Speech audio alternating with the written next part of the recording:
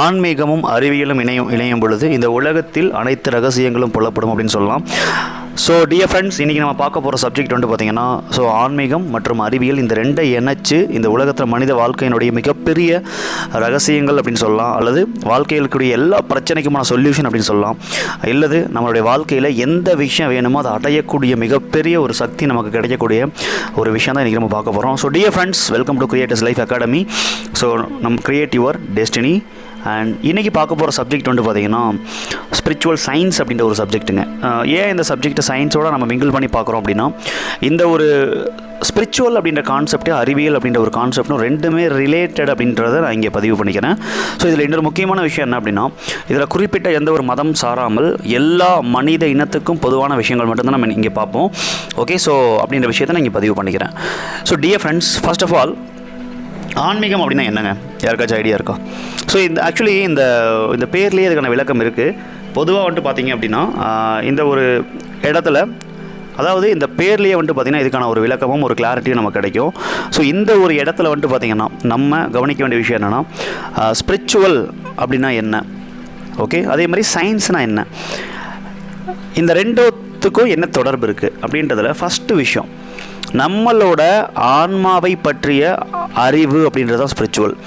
ஒரு மனிதன் தன்னுடைய ஆன்மான்னு சொல்லக்கூடிய உயிர் அல்லது ஆன்மா, ஓகே, ஸோ நமக்கு உடம்புக்குள்ளே இருக்கக்கூடிய, ஓகே, பைசாசம் அப்படின்னு சொல்லுவாங்க, அல்லது நிறைய பேர் இருக்குது இந்த மாதிரி, ஓகே. ஸோ இந்த மாதிரி நம்மளுடைய பாடிக்குள்ளே இருக்கக்கூடிய உடல், மனம், அதுக்கப்புறம் உயிர்னு ஒரு கான்செப்ட் இருக்கு இல்லையா, அதை பற்றிய ஒரு அறிவை அறியும் பொழுது மட்டும்தான் மனிதன் தன்னுடைய வாழ்க்கையில் முழுமை பெற முடியும் அப்படின்றத சொல்கிறாங்க. இதுக்கு ஒரு எக்ஸாம்பிள் வந்துட்டு பார்த்திங்கன்னா, இந்த மாதிரி மனிதர்கள் தான் ஞானிகள், ரிஷிகள், குருமார்கள் அப்படின்னு சொல்கிறாங்க. அந்த காலகட்டத்தில் எந்த ஒரு அறிவியலும் இல்லாமல் எப்படி இந்த விஷயத்தெல்லாம் சாத்தியப்படுத்தினாங்கன்ற கேள்விக்கான விடை என்னென்னா, இந்த ஒரு சப்ஜெக்ட் அப்படின்றத ஷேர் பண்ணிக்கிறேன்.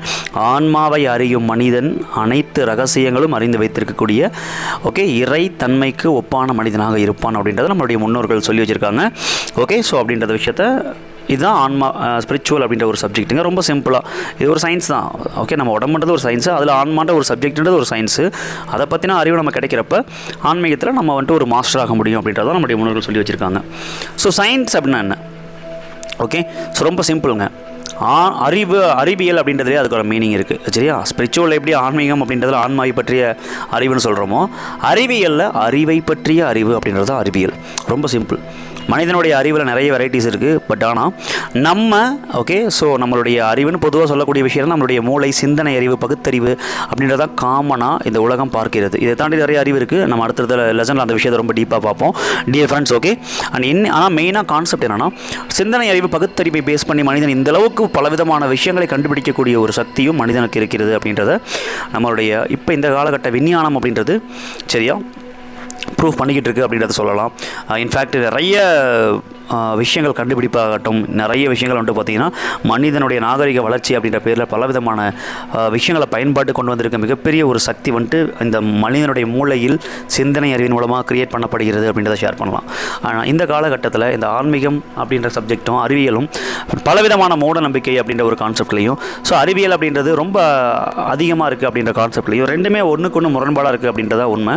ஸோ இந்த ஒரு விஷயத்தை உடச்சி நம்ம இந்த ரெண்டுமே ஒன்று தான் அப்படின்ற விஷயத்தை புரிஞ்சுக்கிட்டு ஆன்மாவை பற்றிய அறிவையும் அறிவை பற்றிய அறிவையும் புரிந்து கொண்டு நம்மளுடைய வாழ்க்கையை வழி நடத்துகிறப்ப, ஓகே, ஸோ இந்த ஒரு லேர்னிங் கண்டிப்பாக மிகப்பெரிய அளவில் நமக்கு தேவைப்படுது. ஏன்னா இந்த காலகட்டத்தில் மனிதனுடைய உடல்லையும் மனசுலையும் மிகப்பெரிய பிரச்சனைகள், சின்ன சின்ன குழந்தைங்க முதல் கொண்டு பெரியவங்க வரைக்கும் நிறைய ப்ராப்ளம் வர்றதுக்கு மெயின் காரணமே இந்த ஒரு விஷயம் தான் அப்படின்றத ரொம்ப ரொம்ப இங்கே நான் ஆணித்தரமாக பதிவு பண்ணிக்கிறேன். ஓகே, ஆன்மீகத்தையும் அறிவியலையும் எல்லாத்தையுமே பிரித்து பார்க்குறோம் வாழ்க்கையில். இந்த ரெண்டுமே ஒன்று தான். ஓகே, ஸோ நிறைய பேர் அறிவியலில் மூழ்கி போயிடும் இந்த காலகட்டத்தில் டெக்னாலஜியோட டெவலப்மெண்ட்னால.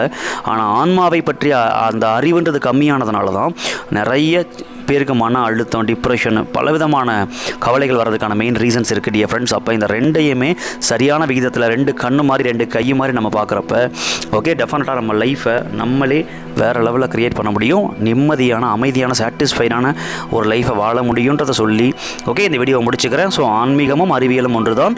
இந்த விஷயத்தை பற்றி நம்ம ஒவ்வொரு வீடியோஸ்லையும் அடுத்தடுத்த வீடியோஸில் நிறைய விஷயங்கள் நம்ம பார்ப்போம்.